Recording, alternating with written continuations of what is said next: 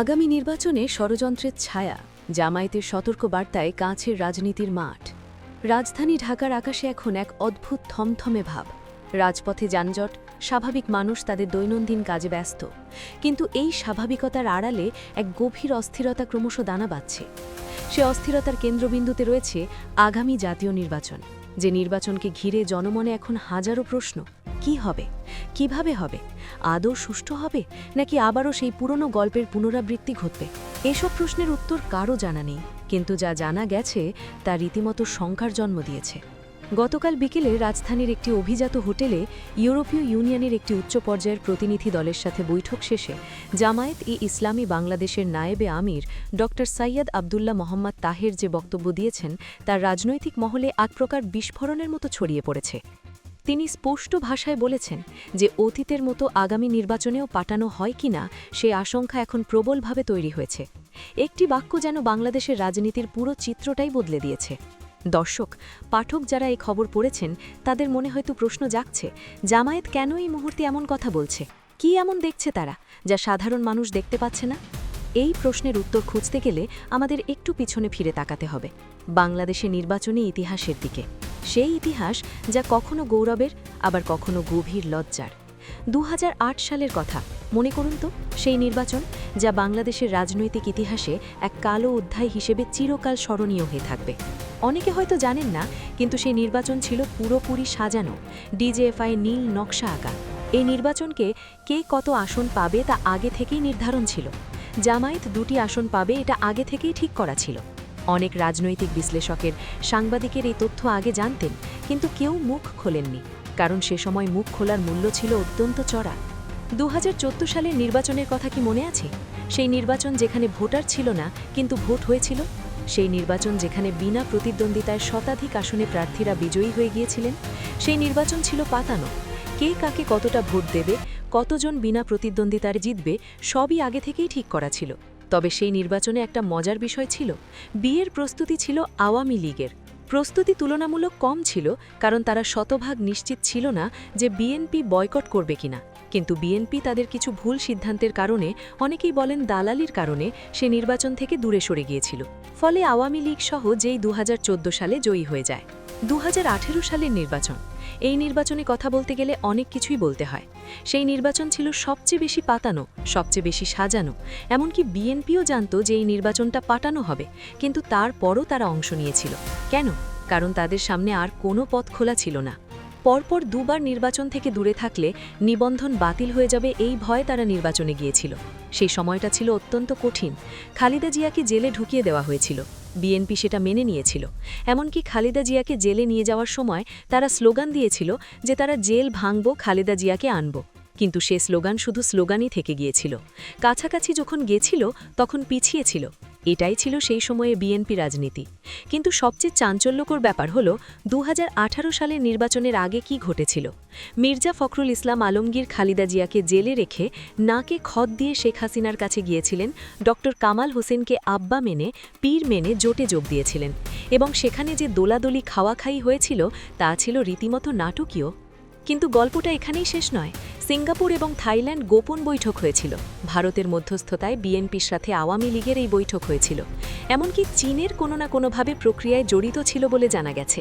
কথা ছিল বিএনপিকে ৭০ আসন দেওয়া হবে। বিএনপি ৭০ আসনের আশায় ড কামালকে আব্বা মেনে খালেদা জিয়াকে জেলে রেখে নির্বাচনে গিয়েছিল। তারেক রহমানের পুরনো পাতানো খেলা সম্পর্কে ভালোভাবেই জানতেন তার প্রতিনিধিরা। এই পাতানো সাজানো ষড়যন্ত্রে অংশগ্রহণ করেছিলেন। থাইল্যান্ড এবং সিঙ্গাপুরে কয়েক দফায় বৈঠক হয়েছিল, কিন্তু শেষ পর্যন্ত কি হলো? ৭০ আসনের কথা বলে বিএনপিকে মাত্র ৭টি আসন দেওয়া হলো। শূন্যতা কেটে দিয়ে শুধু ৭ রাখা হলো। বিএনপিকে বোকা বানানো হলো। শহীদ মোয়াজ্জাম হোসেন একবার প্রকাশ্যে স্বীকার করেছিলেন যে ড কামাল হোসেনকে নেতা মেনে তারা ভুল করেছিলেন। এভাবে বিএনপিকে ঘোল খাওয়ানো হয়েছিল সেই নির্বাচনে। এখন প্রশ্ন হল, আবার কি সে ঘটনারই পুনরাবৃত্তি হতে যাচ্ছে? জামায়াত-ই-ইসলামী, সিএএ এবং চরমনাই পীর দল তাই বিশ্বাস করছে। তারা মনে করছে যে আবার একটি পাতানো নির্বাচনের খেলা শুরু হয়েছে, এবং এবার তারা চুপ করে বসে থাকতে রাজি না। এর আগে জামায়াতের কেন্দ্রীয় নেতা আসিফ মাহমুদ স্পষ্ট করে বলেছেন যে একটি পাতানো নির্বাচনের চেষ্টা চলছে এবং সেটা রুখে দেওয়া হবে। চরমনাইর প্রতিনিধিরাও একই ধরনের আশঙ্কা প্রকাশ করছেন। এ থেকে স্পষ্ট বোঝা যাচ্ছে যে দেশে পাতানো নির্বাচনের একটি ষড়যন্ত্র চলছে। এখন প্রশ্ন হল, কারা এই ষড়যন্ত্রের পিছনে আছে? যা আমাদের অভিযোগ অনুযায়ী তারেক রহমান দেশে ফেরার পর হাসিনা আমলের পুরনো ২৬শে মে বিজেপি কাঁধে ভর করে নির্বাচন ষড়যন্ত্র করছে, এটা একটি গুরুতর অভিযোগ। এই অভিযোগ সত্যি হলে বাংলাদেশের রাজনীতি আবার একটি গভীর সংকটের দিকে যাবে। জামাত বলছে যে তারা এখনও আশা করছে যে বড় কর্মসূচিতে যেতে হবে না, সরকার এই সমস্যার সমাধান করবে। কিন্তু যদি সমাধান না হয় তাহলে তারা বাধ্য হয়ে রাজপথে নামবে।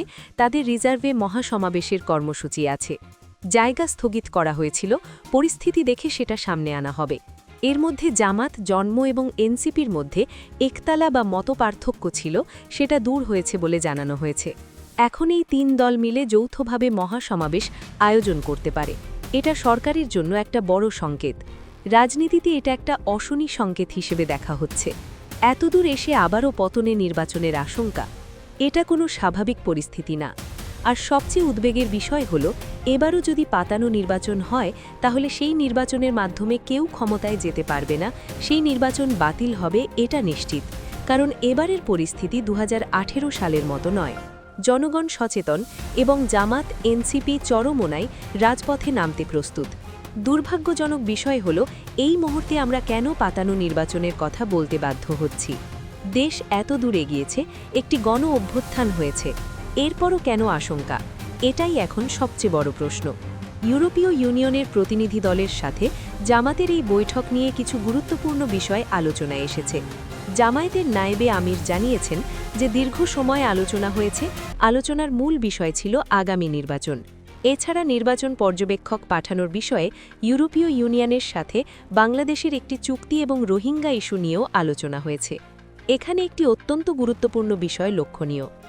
আগামী নির্বাচনে জামাত বা যে কোনো দলের সাথে আলোচনা হওয়াটা স্বাভাবিক। তারা পর্যবেক্ষক হিসেবে সব দলের সাথে কথা বলবে। কিন্তু রোহিঙ্গা ইস্যু নিয়ে জামাতের সাথে আলোচনা করার একটা বিশেষ অর্থ আছে। রোহিঙ্গার সময় একটি জটিল বিষয় সরকার প্রধান সমাধান করবে। ইউরোপীয় ইউনিয়ন যদিও এই বিষয়ে জামাতের সাথে আলোচনা করে, তার মানে তারা জামাতকে সম্ভাব্য সরকার হিসেবে দেখছে, জামাতের প্রধানকে সম্ভাব্য প্রধানমন্ত্রী হিসেবে বিবেচনা করছে। অবশ্য বিএনপিকেও সম্ভাব্য সরকার হিসেবে দেখা হচ্ছে। তারেক রহমান বা ডক্টর শফিকুর রহমান এই দুজনের একজনই হবেন। কিন্তু বাংলাদেশের রাজনৈতিক প্র্যাকটিস অনুযায়ী জামাত জোট সরকার গঠন করে, তাহলে ডক্টর শফিকুর রহমান হবেন প্রধানমন্ত্রী। এর কোনো বিকল্প নেই। তখন যাদের আমির হয়তো মুজিবুর রহমান হতে পারেন। প্রেসিডেন্ট কে হবে সেটা নিয়ে আলোচনা হতে পারে, কিন্তু প্রধানমন্ত্রী হবেন ডক্টর শফিকুর রহমান, আর এটা প্রায় নিশ্চিত। এখন প্রশ্ন হল, এই পরিস্থিতিতে সরকার কি করবে? জামাত বারবার সরকারকে সতর্ক করেছে। নির্বাচন কমিশনের সাথে জামাত ও তার মিত্ররা দেখা করে অভিযোগ জানাচ্ছেন। তারা চাইছে নির্বাচন যাতে সময় মতো এবং সুষ্ঠুভাবে হয়, লেভেল প্লেয়িং ফিল্ড যাতে নিশ্চিত হয়। কিন্তু সরকার তাদের কথা শুনছে না। কি পাতানো নির্বাচনের দিকে এগিয়ে যাচ্ছে? এই প্রশ্নের উত্তর আগামী কয়েকদিনের মধ্যেই জানা যাবে। 18 তারিখের আগে যদি লেভেল প্লেয়িং ফিল্ড নিশ্চিত না হয় তাহলে রাজপথে মহাসমাবেশ আসবে। সেখান থেকে নির্বাচন হবে কি হবে না তা ঘোষণা দেওয়া হবে, ভবিষ্যৎ নির্ধারণ করা হবে। জামাত চায় ঝামেলায় না যেতে হোক, তারা চায় শান্তিপূর্ণভাবে সমস্যার সমাধান হোক, আর এজন্যই তারা বারবার সরকারকে সচেতন করছে। কিন্তু যদি সরকার না শোনে তাহলে তারা বাধ্য হয়ে রাজপথে নামবে।